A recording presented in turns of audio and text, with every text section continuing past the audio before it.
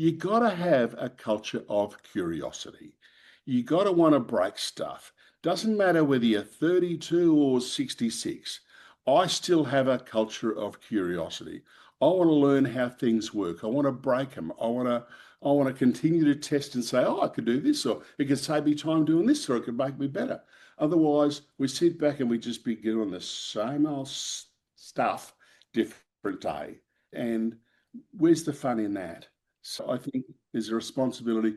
If you're in this and you're serious about it, you want to make a great career of it, and it can absolutely be a great career and rewarding, then you've got to invest time in yourself. And you've got to invest time in your skills and knowledge and make yourself worthy of even more dollars and more recognition and a better life in our profession.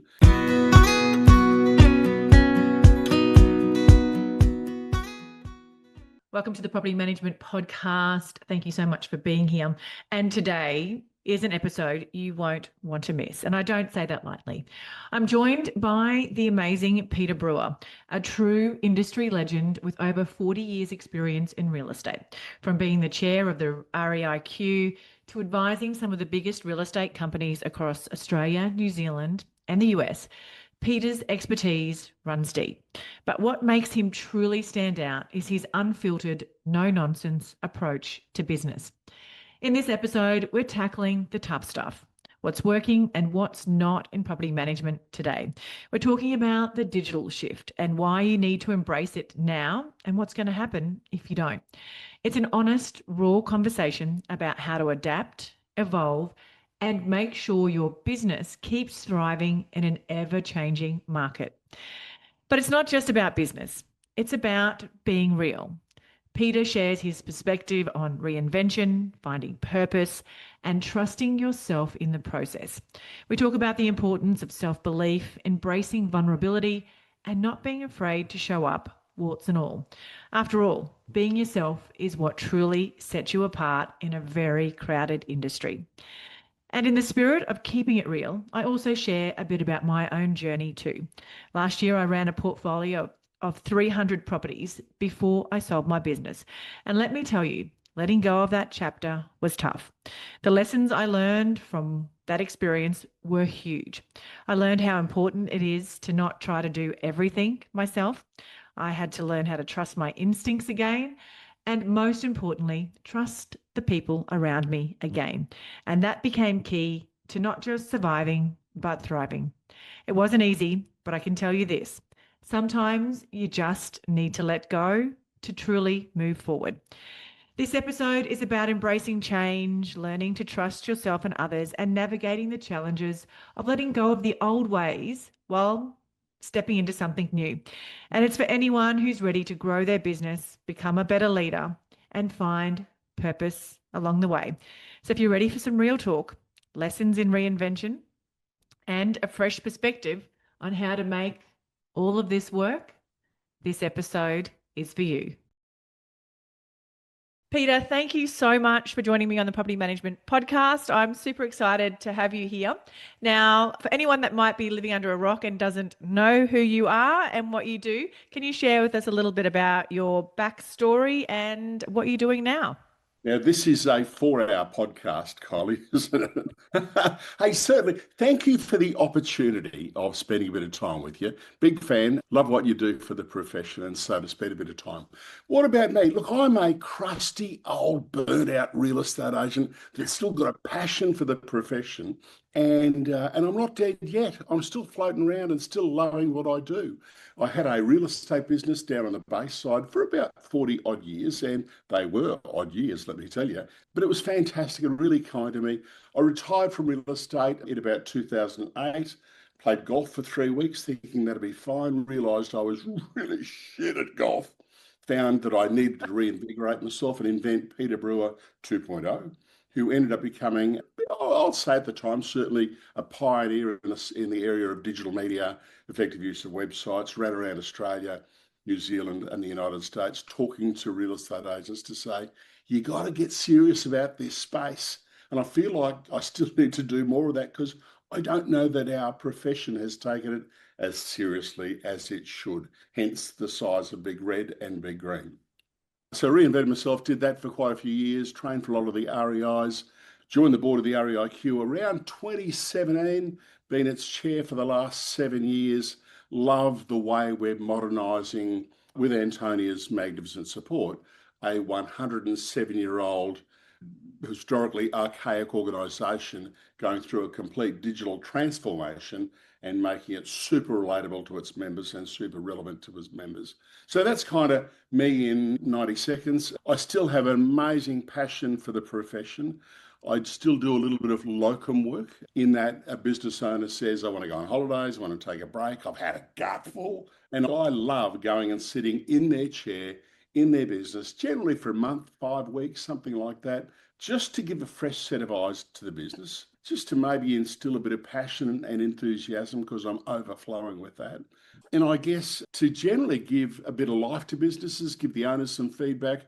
And it's amazing, Kylie, how so many staff will listen to me when I've got something to say that the owner may have been saying to them for the last 10 years. So I do that because I'm passionate for the profession. I know we all need to take a break, and there are very few people that offer that kind of service. So I'm your licorice all sorts. What do you want? A bit of this and a bit of that, a bit of that. And I love our profession. Absolutely. So I can feel it. I can see it. I can hear it. Everything, just all that passion and enthusiasm just oozes out of you tenfold. Now, you've seen a lot of changes in the property management space, which I know seems strange to say because given your longevity in the industry. So if you look at what we're doing now in the industry, what do you think we're doing really well? And where do you feel like there's room for improvement, or where are we falling short? Yeah, great question. I still think we're falling short of backing ourselves. And so I think we're falling short in two areas. One is we got too many fee discounters are coming in to do cheap and cheerful. And too often we then compete on price instead of competing on providing bloody good service and and seriously treating our business as a profession. We are looking after people's single biggest asset, and we need to treat it that way. We need to back ourselves and make sure that we're rewarded appropriately for that. So somehow or other, we need to stand up, back ourselves more. And if someone wants to go to Mr. or Mrs. 3% or 5% or whatever it might be, let them go. But learn to tell our story better and demonstrate the value that we absolutely bring to the transaction as professional property managers. I think we've got to upskill and go from being the person that just worries about leaky taps and cracked tiles and people that actually get serious about helping owners with wealth creation. And I know some of us will go, oh, God almighty, mate, I'm too busy for you to fix leaky taps and all that kind of stuff. Well, find someone else to do that for $20 an hour in the Philippines or whatever, I don't know. But value yourself and earn the extra cash, charge the extra fees, and provide the services so that property owners will sit back and go, holy shit, they're amazing. They're not just rent collectors, they're property managers and bordering on wealth creators who seriously look after my property. So I think that's where there's so much opportunity. And if we don't do that, someone else will. So I think we're going to be better at that kind of stuff. What was the other part of the question? The other part was, well, what are we doing well? I totally agree with that. You hit the nail on the head. We have to pivot from just collecting the rent and managing the maintenance to being that holistic support. So the other part of that question, Peter, was what do we do really well? What's working for us in the industry at the moment? What's working? I think there's a good bunch of us that are taking the business super seriously and going to the next level and actually working. We're starting to break down some of that divide between landlords and tenants, or property owners and tenants. Some are embracing it as a proper transaction and not looking down at tenants. So we're looking at ways that we can help people really have sustainable tenancies. I love the work that some of us are doing with the Tenancy Skills Institute to educate the tenants for the future. I think that's such a great initiative. It demonstrates to property owners, it demonstrates to the world that we give a shit, like we want to do stuff. I was lucky enough recently to be at the ceremony to hand out the 20,000th certificate to some grade 11 and 12 students who had completed the course. And some people go, well, whoop-de-doo. And I go, no, if we're training the next evolution of tenants to come through on how to clean, how to budget, how to communicate, how to be a good neighbour. Doesn't that start to make for a better relationship for us all as we go forward? So I love that we're embracing those kind of initiatives. The work that the profession is doing around domestic violence and helping people in that space is really, really important. So I think we're taking the social issues a whole lot more seriously than we ever did in the past, and that can only be a good thing also. Absolutely. Back to where I think there is room for improvement. Kylie, I've been floating around for, as I said, 40 odd years. I started with Kalamazoo. It was the old handwritten, no, we didn't have a computer in the office. It was the old handwritten receipts and ledgers and stuff.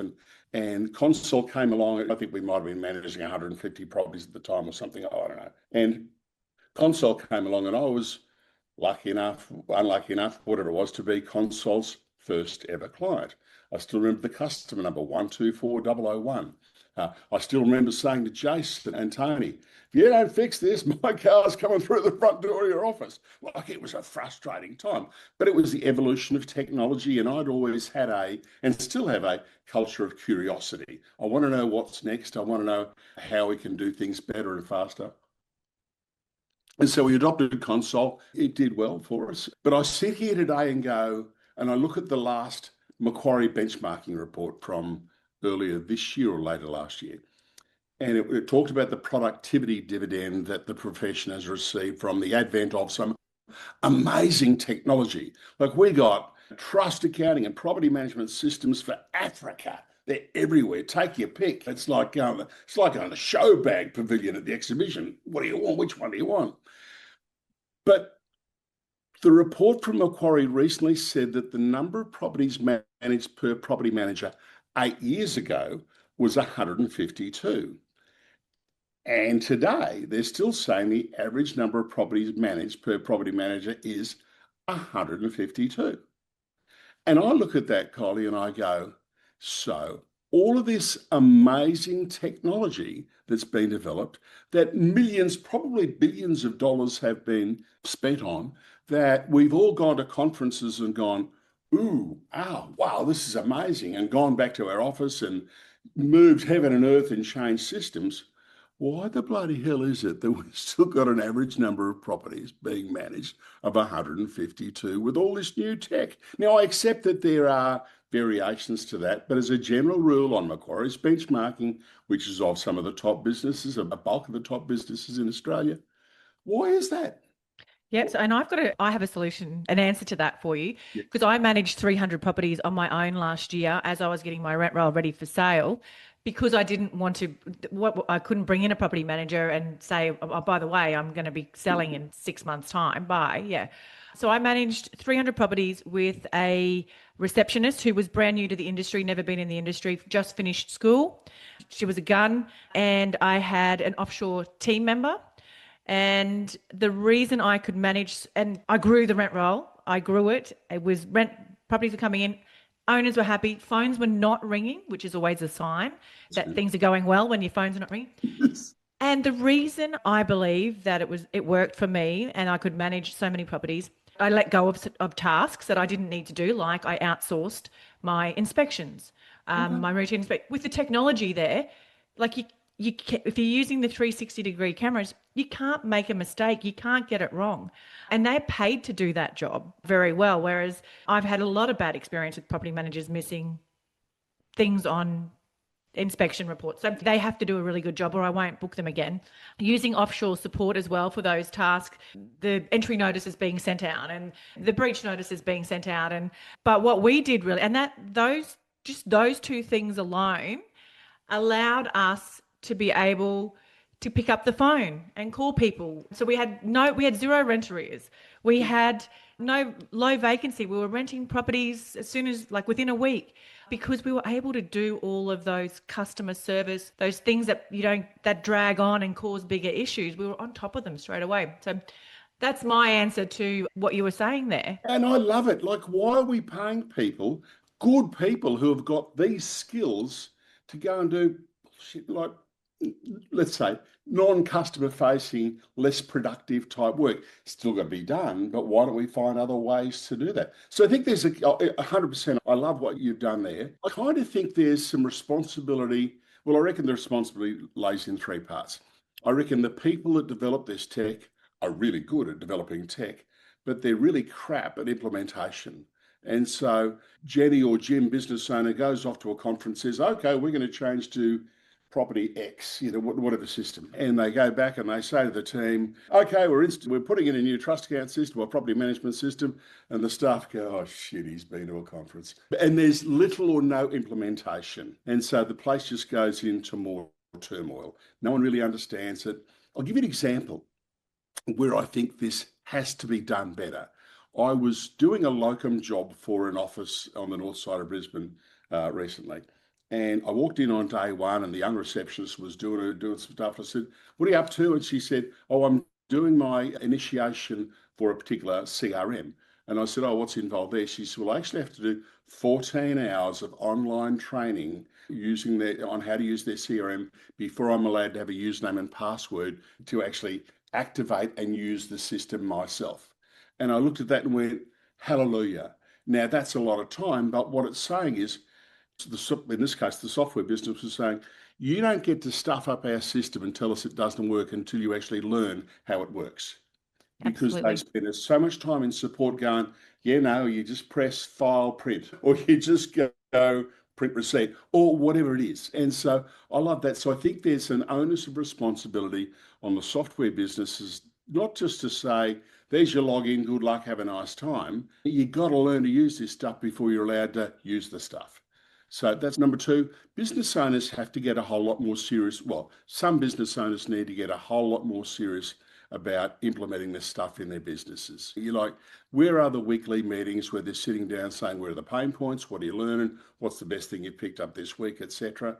I'm not seeing too many of those meetings happening. So that's got to rest with the business owner, particularly with the investments they're making to put this stuff in and the efficiencies that it can create in the business and the longevity it can put into a team who's all of a sudden go, oh, shit, it's actually nice being here now. It's not just turmoil. So in terms of getting people to hang around the business a lot longer, that I think is mission critical. And the last part is, I think, the responsibility that sits with our property managers, and some will hate me for this, but you got to have a culture of curiosity.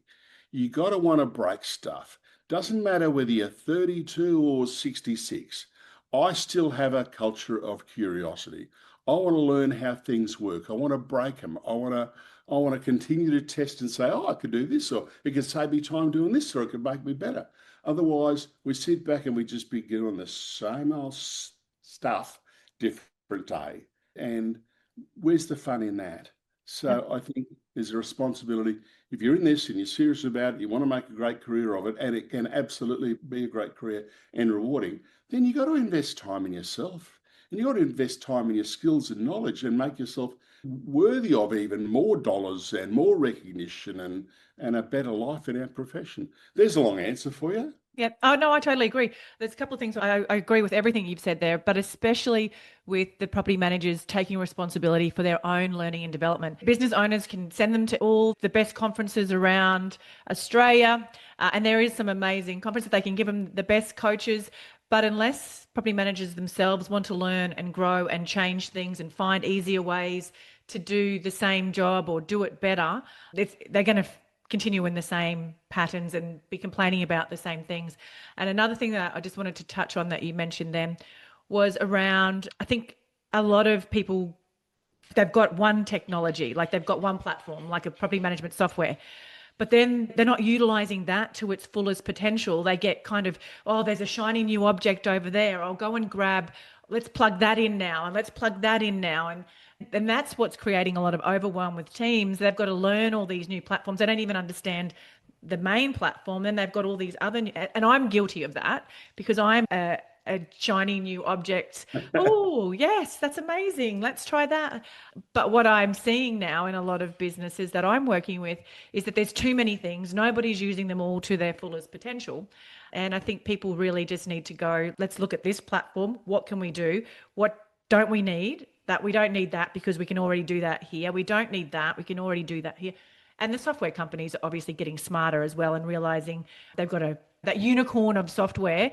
I'm sure it's coming. So I think, yeah, it's needs to slow down. My LinkedIn profile, amongst many things, has one of my titles as bullshit detector, because I see myself as a bit of a bullshit detector of some of the bullshit that gets sold to our profession.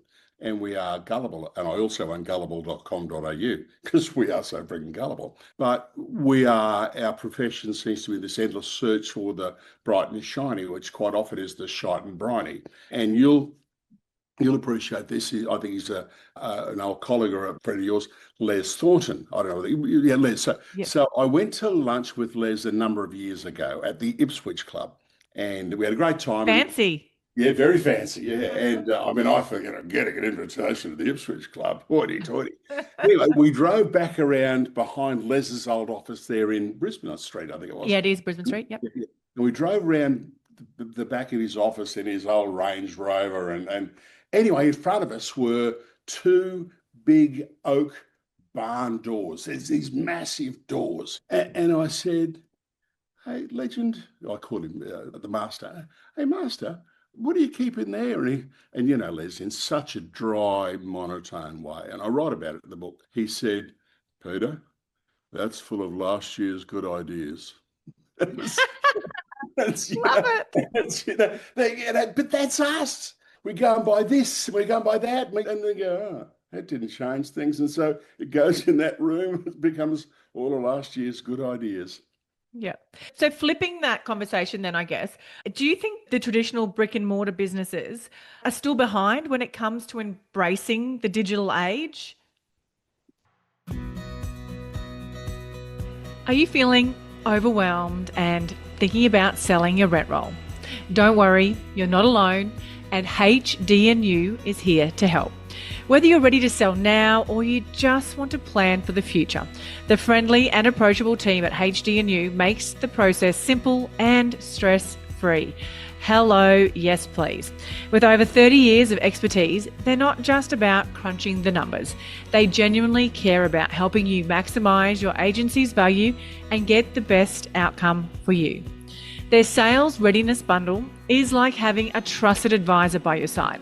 They'll work closely with you to assess your agency's key factors, create an easy to understand heat map of your strengths and opportunities, and then sit down with you for a 90-minute workshop to guide you on what to do next. They'll look at everything from rent roll earnings and rent arrears to compliance and team performance and explain it all in plain English.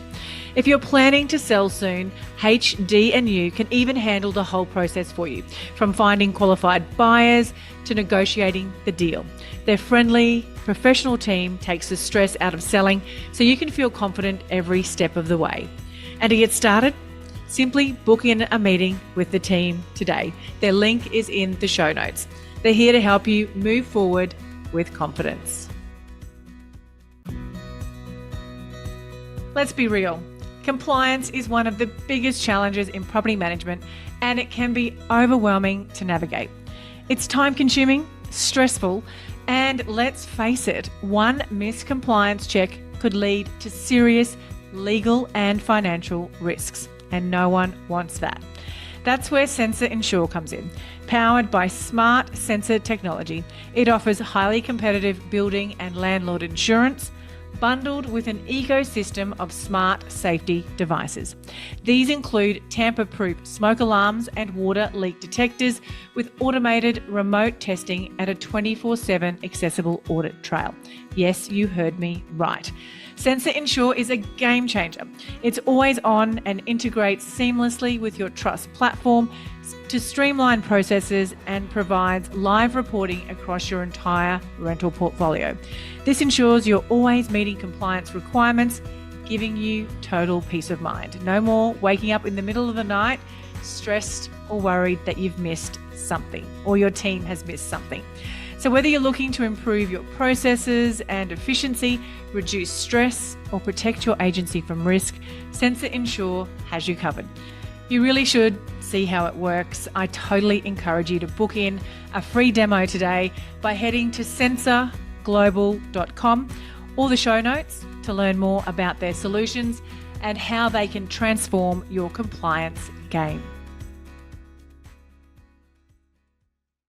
I think the industry, generally speaking, is behind brick and mortar. Yeah, absolutely. I think 100% they are. 100% they are. Like, we got so many business owners saying, could you just please give me one more boom and I promise not to waste it and then I'll get out of here. And we've got so many business owners who've got a new generation of son, daughter, family member who's involved in the business.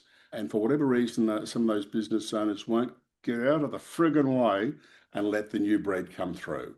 We've got, maybe they bought themselves a job and they're fearful of their retirement and they won't go.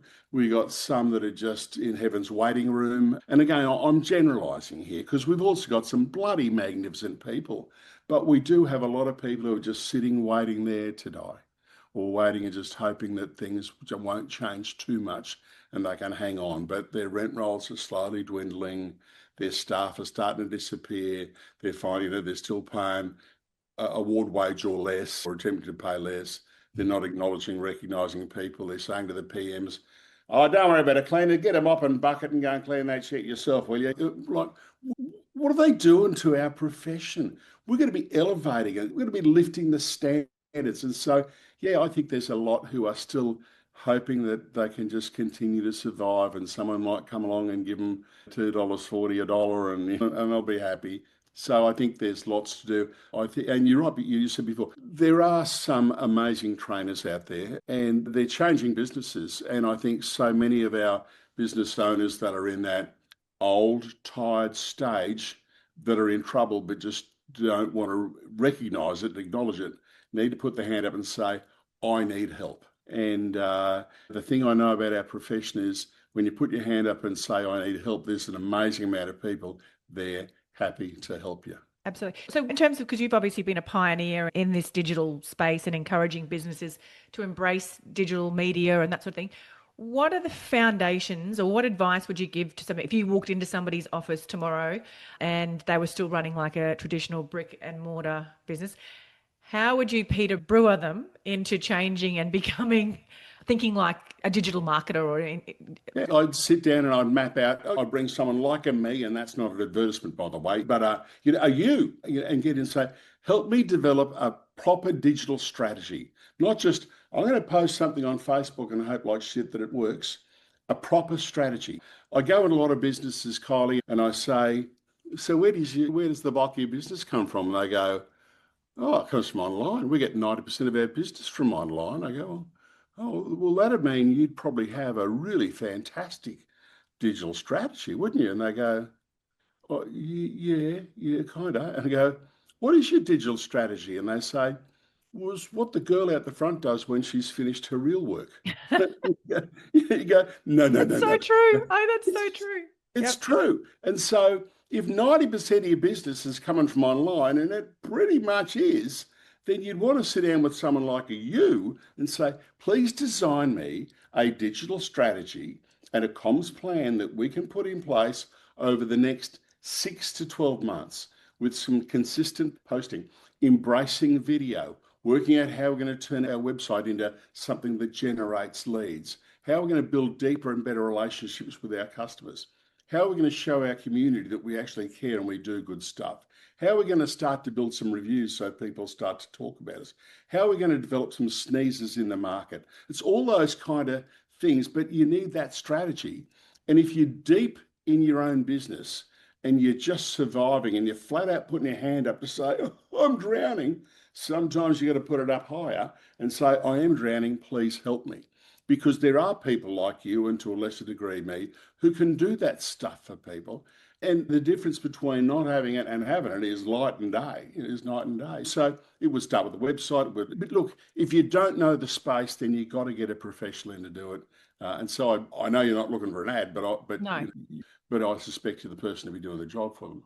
Absolutely. And I think, yeah, your 20-year-old receptionist is probably, even though they know social media really well, it's that holistic approach to, and I don't know if you agree with this or not, but I think marketing is holistic. You've still got to have your signboards. You've still got to be going to your networking events. Even though 90% of all real estate searches are online, you've still got to have presence in your local market as well. But yeah, digital is where you should be putting your budget and your big ad Absolutely. spend. Yeah. There's that great old quote, and I think it was Henry Ford that said, "We know 50% of our marketing works.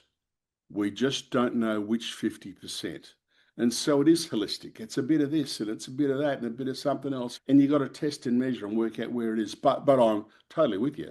A fair chunk of it's got to be digital. And we got to get, Collie, I used to spend a lot of time in the United States pre-COVID. And I was at an Inman real estate technology conference in New York. And Chris Smith was the speaker on stage and he put a statistic up.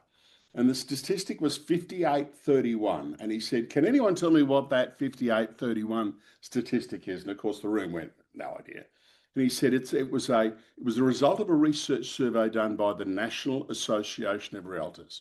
So 1.7 million members, like the REIQ on steroids, massive 1.7 million members. And the result was this: the 58 piece was the average age of a real estate agent in the United States. Now, I brought that back and I looked at it here across the institutes, the franchise groups, most businesses, and went, pretty much the average age was 58 years of age. Okay, that's our people. The 31 piece was the bit that fascinated me. The 31 is the average age of the consumer that purchases or rents our properties. That's the average age. Because if you look at the disconnect between 58s and 31s, it's that. It's Yep. like if I want to talk to my son Sam, who's 34, I pick up the phone and I ring and it goes ring, ring, ring, ring, ring, ring, and it goes to voicemail. And 5 seconds later, I get a text message back that says, "What do you want?" And I text back, "I want to talk to you, little shit, pick up the phone." And even if he gets stuffed, "What do you want?" He's in charge of the conversation. And Yep. so many of our business owners need to understand that if they're not going to do business the way that the 31s on average want to do and speak to them in their channels, in their tone, in their way, then you're probably off the shopping list or rapidly disappearing off the shopping list. So as much as we can sit back and say, "Oh, why would you want to share your lunch on Facebook?" Or "Why would you want to do that?" Or "Why would you want to take photos of that and put it on Instagram?" I'm telling you, that's where your customer is. So you want to talk to your customer, you better hightail it over there, my friend, and start to become incredibly relevant. Otherwise, you're going to be incredibly broke. Absolutely. I think that's great advice for anyone listening. Now, you're the master of reinvention, and I think you're up to currently Peter 3.0, I think I read in your bio. That's Um, what I'm trying to be. Yep. Yep. So for anyone that might be feeling stuck or unsure what their next steps are, whether it's changing careers, starting their own real estate business, or pivoting into something else in the industry or outside the industry, how do you decide what's next for Peter? And like, obviously you've tried golf and you're crap at golf. So is that your process? Is it you try different things and see what sticks? What's kind of your Yeah. reinvention Uh, process? I dig a bit deeper on the things that float my boat. I was busily tied up in the corporate world for 30 or 40 years with our own business and then professionals. Then sold the business, thought I was 49, thought I could retire, shit at golf, and said, "Right, what do I do?" Well, I'd always had that fascination with new stuff. And so I spent a bit of time in the States and went, there is so much opportunity around the digital media space. And so I reinvented as Peter Brewer 2.0, and I was one of the pioneers of teaching agents in Australia, New Zealand, the States around digital media. And I loved it. It was really fulfilling. And I still love doing it. But my passion, I started to develop a passion for writing. And I'll get to it a tip. I turned 65 and I was looking at my grandfather who died at 66 and 6 months. And I did some research, and the average male, I'm going back a number of years, the average male died at 66 years and 6 months. And when I looked at his death certificate, he died of old age at 66 and 6 months. No. And that was the way it was. You stayed at your job, you left on the 65th birthday, they gave you a gold watch, you went home and sat in your chair, you waited 1.5 years, and then you died. It was kind of box ticked, Sad. died of. Yeah, very And I went, sad. yeah, no, no, no, no, no, no, no, no, not doing that. Not doing that. And so, and then I sat back and I lost mum a couple of years ago and dad a couple of years before that. And I went, I want to leave a legacy for my grandkids. Collie, I could tell you lots about my parents, a little bit about my grandparents, and nothing about anyone before them as part of my family. And they would have, I'm sure, magnificent stories to tell, but they are dust. There's no USB drive that we can plug in to find out what their life was about. And I've got two magnificent granddaughters and a grandson on the way. And I want them to know something about this silly old bugger, me.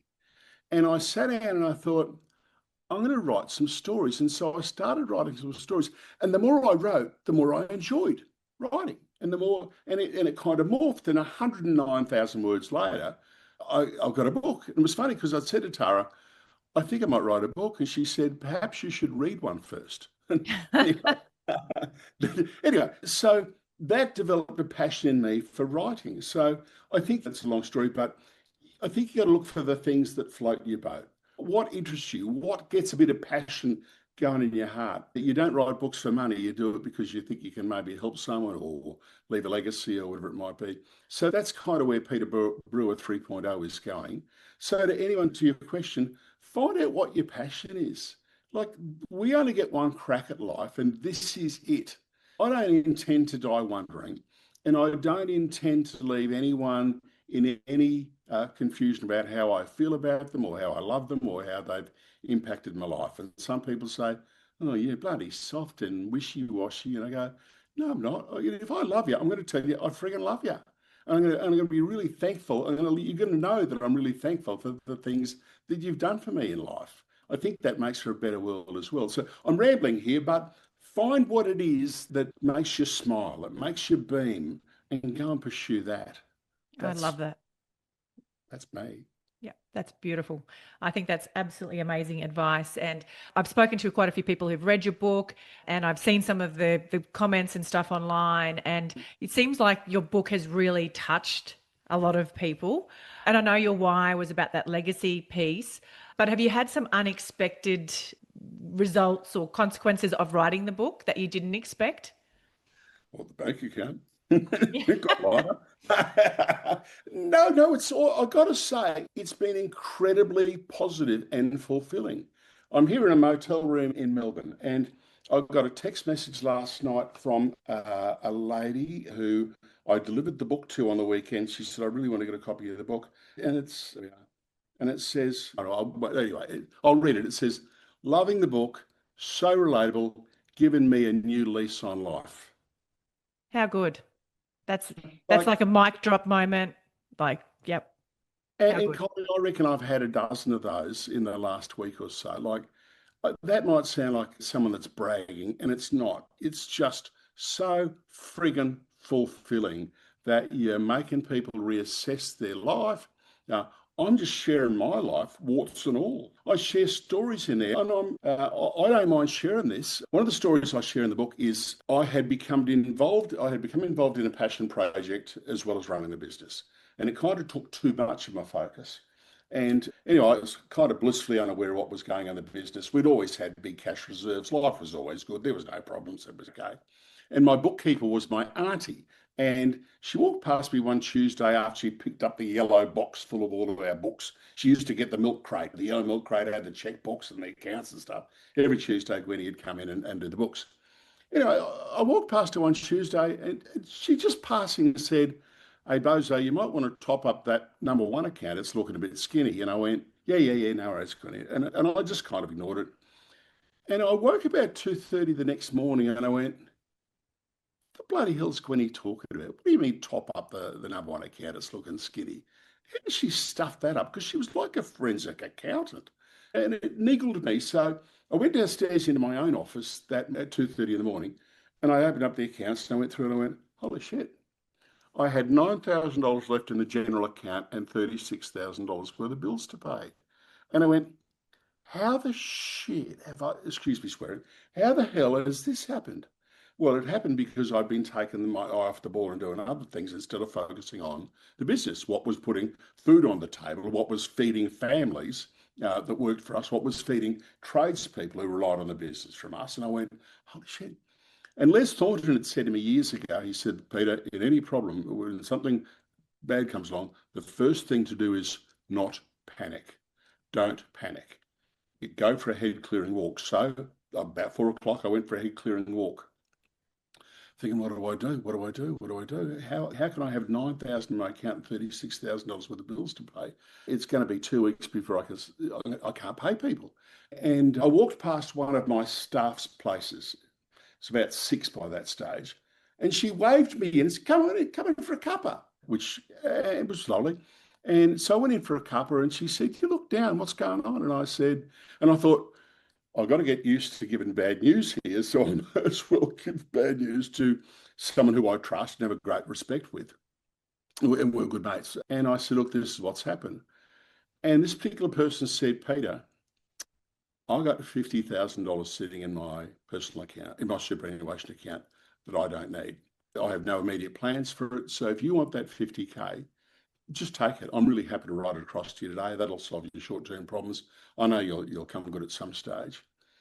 And that so friggin' lifted me. And I didn't take the 50K, but what I took was a lesson that people believe in you quite often more than you believe in yourself. And I walked out the door and I walked back home and I got on the bloody telephone and I started ringing customers that I'd forgotten to start ringing. I recreated my newsletter of 3,000 to send to 3,000 people, rewrote it. I went out letterbox dropping and door knocking, and within 6 weeks, we had 170,000 back in the general account. And that was such a lesson to me, such a lesson to me.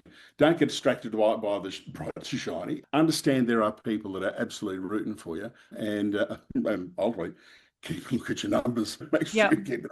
And believe in yourself. Yeah, I think that's a great lesson to have for anyone. And business does go through those cycles. You're going to have the scarcity, you're going to have the abundance. You've got to ride that wave. You're going to lose a few clients here and there. You're going to miss a few listings here and there. And if you're not doing the work, it's going to impact you down the track as well. It was those kind of stories that I wanted to share in the book, that life isn't always spectacular. Life has bumps.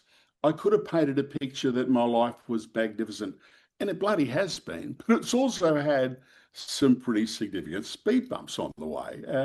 And I think people can relate to that.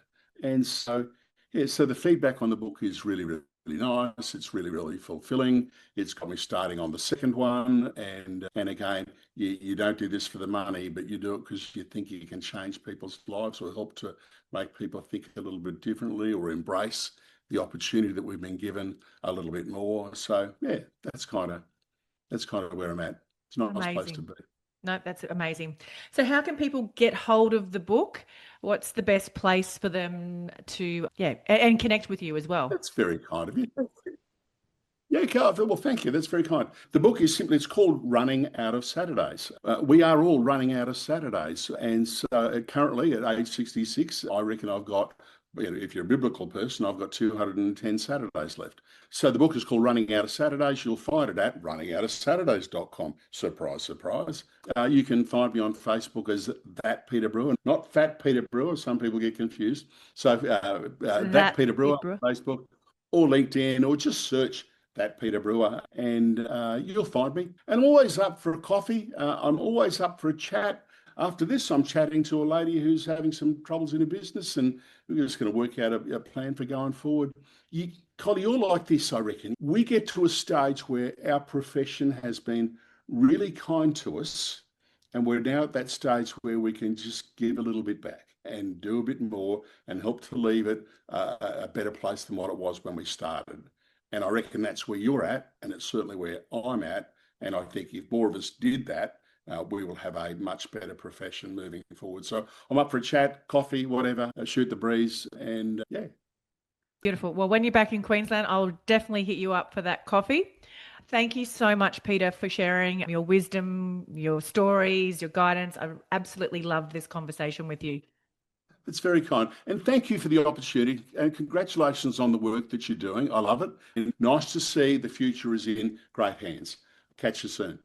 Thanks, Peter.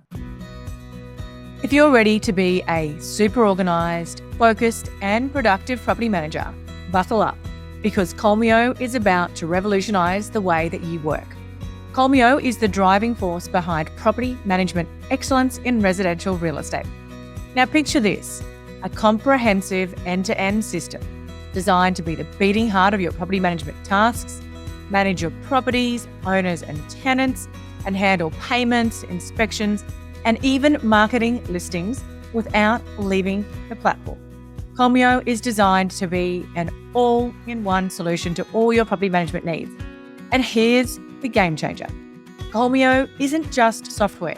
It's been awarded the most innovative prop tech scale up in 2023. Yes, you heard it right. Colmio has been recognised for their groundbreaking approach to property management software. How good is that? So property managers, whether you're a seasoned pro or just starting out, dive into the future of property management with Colmio.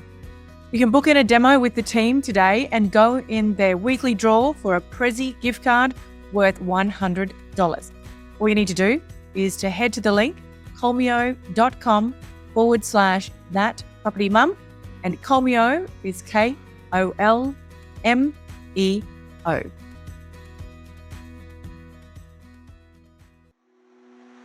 Can I ask you a quick favour before you leave this episode?